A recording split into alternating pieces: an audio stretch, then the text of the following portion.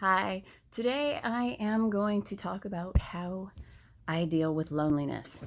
Now, my loneliness is going to be different than a lot of people's because I am in a committed relationship and have been for almost 20 years. Um, so I cannot speak to the whole I need a life mate type of thing, but I can speak to the whole I don't have friends. I don't have people that I hang out with. So I do spend a lot of time locked in my head and having to see people who they got friends and they're always hanging out and they got people to invite them to things and all that. And it gets to me if I let it. So I try not to let it. I try not to let it get to me that nobody's calling me with plans, to say, hey, me and a couple of girls, we're going to go out to the club or whatever, and you want to come, or we're going shopping, or, we don't really have that. Um, and like I said, it's kind of hurtful sometimes when I think about it, when I think about that everybody else has friends and I don't.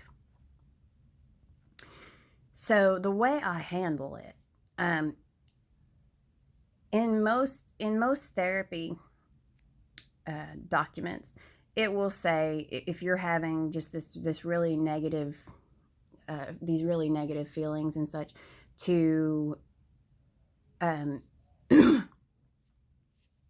go for a walk around and try to get out of yourself and really look at um,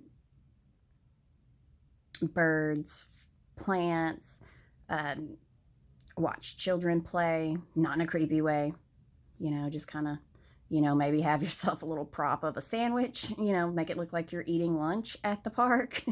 um, that way it doesn't look as creepy if you don't have kids to play at the park. If you do have kids, then going to the park and watching them play is a great way of getting out of yourself, to kind of really just stop and smell the roses, which is something that a lot of times we forget to do, especially when we get depressed. We we don't want to go out. We don't want to see the world. And the thing is we need to. We need to be out there and looking at things instead of at home wallowing in our own misery, because you're not going to get better. You know, what you need is not necessarily going to be found while you're laying in bed avoiding the world. Um, One of the things I do, and I guess it's like super crazy. I don't know if it's super crazy, but I have conversations with myself. I have a good time with that.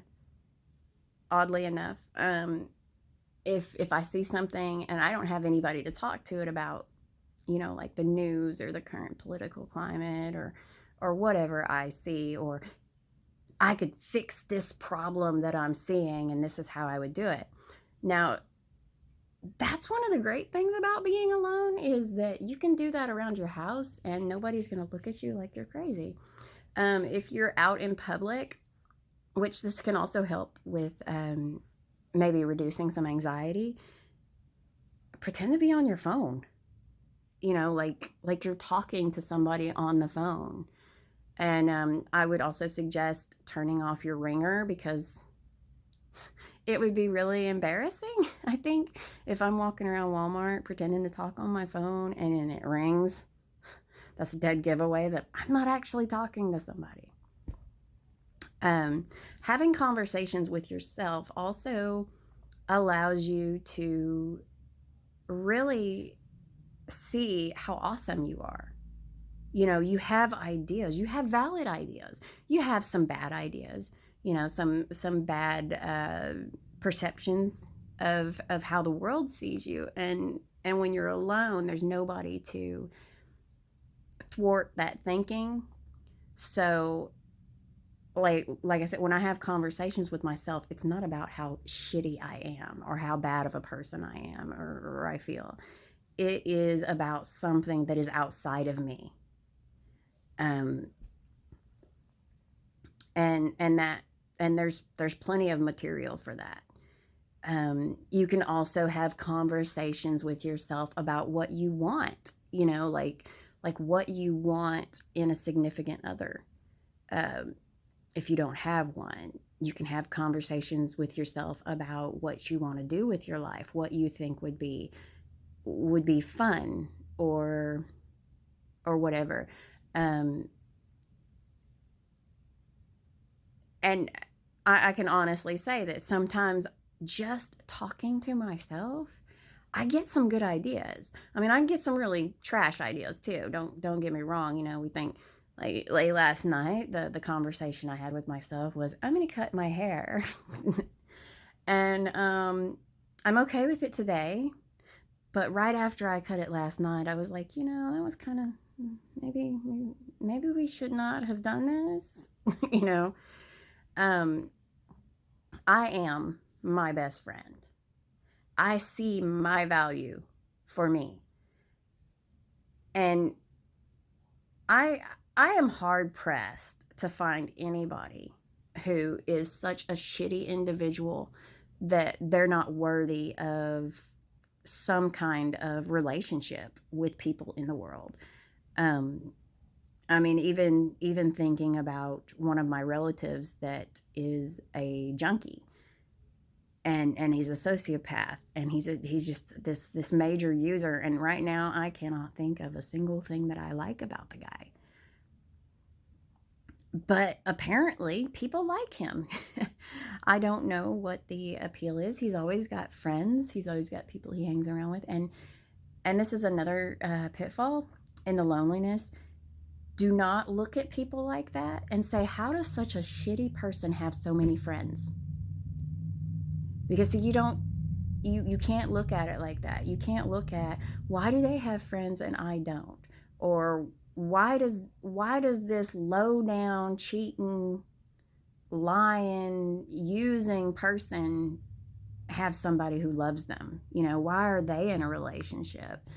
Um, you can't look at terms of comparing yourself to others, because especially with relationships, I've found that, like, the people I know who treat people like shit, there's a lot of people out there that feel like that's what they deserve. They deserve to be treated like shit. They actually don't know how to act when they're treated well.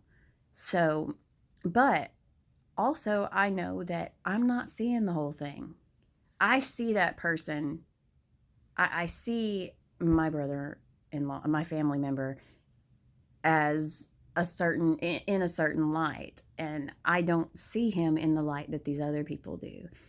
So I to me it's like, well, how can he have, well, I don't know the quality of those friends. I don't know if those friends are using him and how they're using him, and what they hope to gain. I don't know what their hangups are to, or how he acts. I mean, we all wear masks, and so I don't know. I have not been one of his girlfriends, so I don't know. I have not been one of his friends, so I don't know. So we can't get hung up on, how come this person who is horrible has friends and a husband or a girlfriend or whatever the case may be. You can't get caught up on that, because they're not you. And also, you have to look at how many of those friends or loved ones, how long has the relationship lasted? Do you want a bunch of friends now who are of low quality? Or do you want one good friend that's with you through thick and thin? Well, finding that one good friend is a lot like finding the significant other that you're looking for. There's a lot of mistakes you make. I mean, yeah, you can go out and date all kinds of people, and chances are, if you're dating a bunch of people, there's going to be a lot of ones that you're just like, man, this ain't going to work. That's a shit. looking for the one. And I'm not saying don't look for the one, but stop settling for the right now. Because if you just need somebody to cuddle with you or sleep with you, there are a lot of people out there that just want that type of connection. Um, I don't know how well people do on Tinder if they are actually disgusting. The people that don't bathe and, I mean, I don't know how well like a 600-pound man who doesn't bathe and sweats profusely and doesn't brush his teeth or anything, I don't know how well he would do on Tinder, but I imagine that there's a chick out there that would screw him. I mean, the thing is there's somebody for everybody. And there's even people who are there right now. I mean, that might be one of their trips is they want a dirty man. I can't see it, but to each his own. So, the big thing about finding the a good long-lasting relationship is to know what you want, and there are going to be compromises. I mean, is my husband of almost 20 years, is he perfect? No. Are there things I would change? Most definitely. But you can't trip on those things. Now, if any of the things that were wrong with him were major to me, like I'm not going to let him talk to me like I'm nothing. I'm not going to let him destroy me, which he doesn't. He always well, 95% of the time he talks to me with complete respect and adoration. So, but if he was emotionally abusive or if he put me down, those are things that I don't accept in somebody. I don't care if I'm going to be alone. I will find somebody who won't talk to me like that. So you have to there's nothing wrong with being alone if you tell yourself, I deserve better than just what I can find at the moment. I deserve better than that. I deserve to be able to have a decent selection. And the thing is there's a lot of people out there. There's people who, I mean, you can think you are just the most hideous person on the planet, and there's going to be people who find you attractive. There's going to be people who want to be with you. And I've noticed that most of the people who think that they're just absolutely hideous, they are not. And the people that I look at and think, oh my gosh, that person's absolutely hideous, they've got a boyfriend or a husband or whatever. So there is hope. Now, like I said, I don't know how the relationship is. They might treat each other like shit and they might be miserable, but they might be happy as can be. So, sometimes you just have to learn to like your own company, to be cool with, okay, I'm going to hang out by myself. Another thing that a person can think of, get a pet. You are never alone. Okay, I'm not big on dogs. I like looking at them. I don't want one. But I can honestly say that you are never alone if you've got a dog. That dog is in love with you. You are that dog's favorite person. That is, you just can't find that with people, really. It is really tough to find that with people. So a dog is great for trying to combat your loneliness. Now, I mean, he's not a sexual partner. If he is, you got more problems than being alone. But he's not that. He's not going to tell you that you're beautiful, you're smart, you're sexy. He's not going to tell you those things that you want to hear.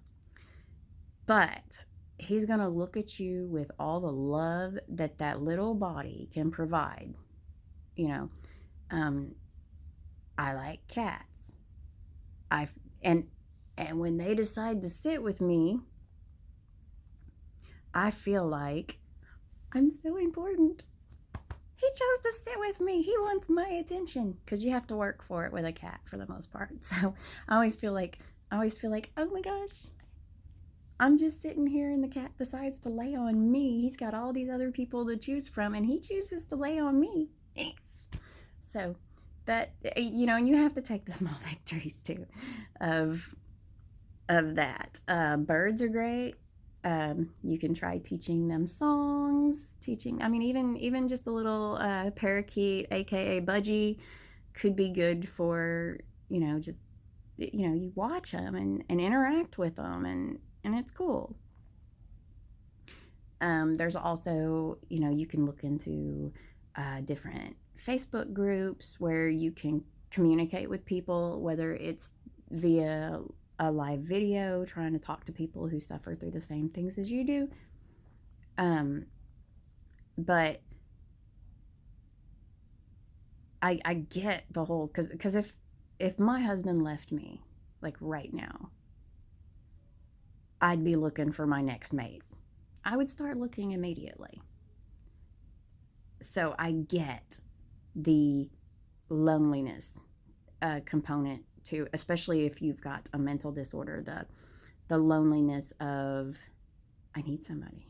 I need somebody to tell me they love me. I need that. And I can honestly say that it's not enough to say, well, I love me, I'm good. Yeah, I get that. But don't make it the be all end all. Don't make it I wouldn't make it like I would be looking, but not like obsessing about it, not really putting myself out there. I would just be talking to people. That's what I would be doing. I would be reaching out for connections. And it may not be like actual physical connections, especially now you don't really have to do that. So I would be on Facebook, chatting up people. And honestly, that in and of itself is not bad. Just chatting up with people, to see, just to have a conversation with somebody who knows what you're going through, who knows about your limitations, and somebody who, yeah, you're not like with them, you're not touching them, but at least, if you're promiscuous on Facebook, you're not going to catch an STD from that. If it's all online. So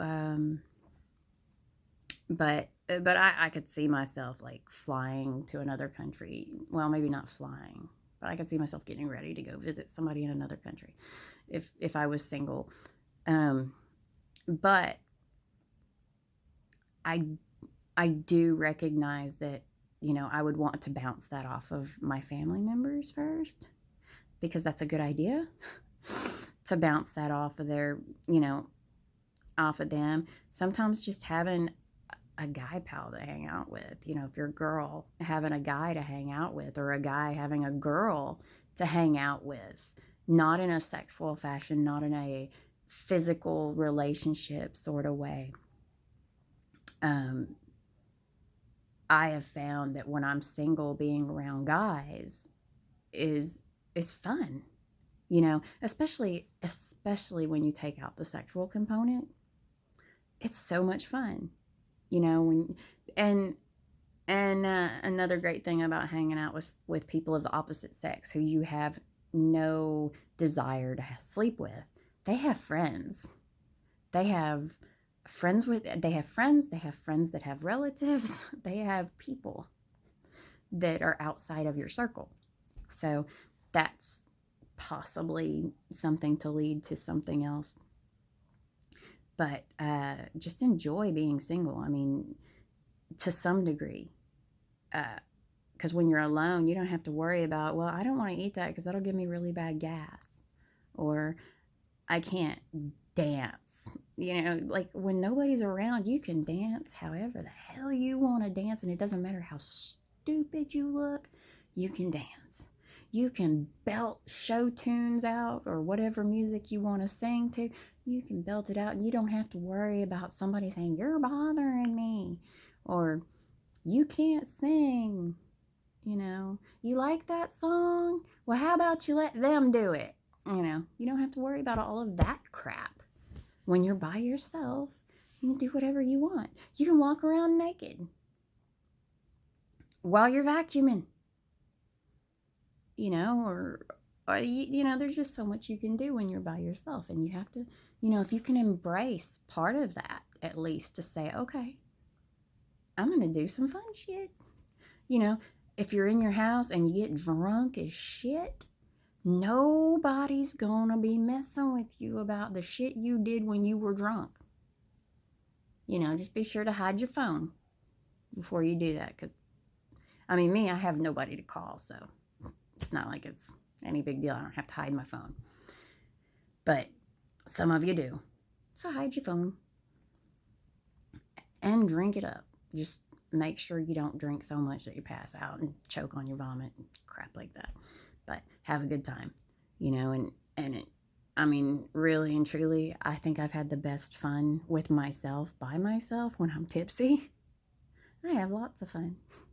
Tipsy or maybe a little high, Ain't nobody gonna say shit to you when you're by yourself. You're good. You can do whatever the fuck you want. So enjoy that. Because when you've got like a spouse and kids and shit, you don't get that kind of freedom. It's always, we're a household of 5, now 6. I barely get 20 or 30 minutes to do this without somebody knocking on the door. Nobody ever calls though. So, but, stay strong. And no matter how bad you feel about yourself, I think that everybody is awesome in their own way, even if not everybody can see it. Everybody's got their own bit of awesome, their own brand. So have a good day.